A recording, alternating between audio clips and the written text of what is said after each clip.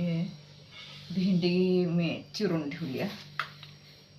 मागचा पुढचा देठाचा भाग काढून टाकलाय आणि कुरकुरीत भेंडीची भाजी करणार आहे आता मी.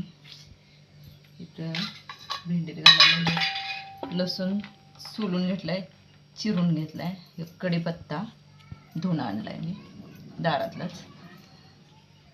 आणि इकडं कढईत जरा शेंगदाणं भाजायला टाकले. शेंगदाण्याचं कूट घालणार. करतानाच आता दाखवतो, फोडणी टाकताना चिरून एवढी घेतो. ह्यात ना मी आता शेंगदाण्याचं कूट टाकलं, मीठ टाकलं, चटणी टाकली, गोडा मसाला जरा टाकला. कसला कलर आले बघा. भेंडीची भाजी कुरकुरीत भेंडी झाली, कुरकुरीत अगदी.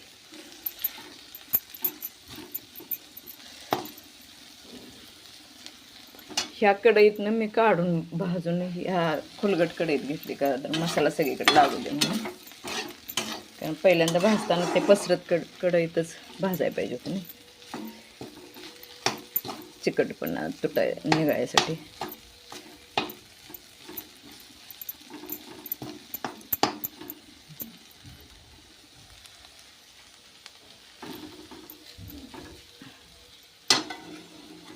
झाली बघा तयार भेंडीची कुरकुरीत भाजी. आता घ्यायची खायला.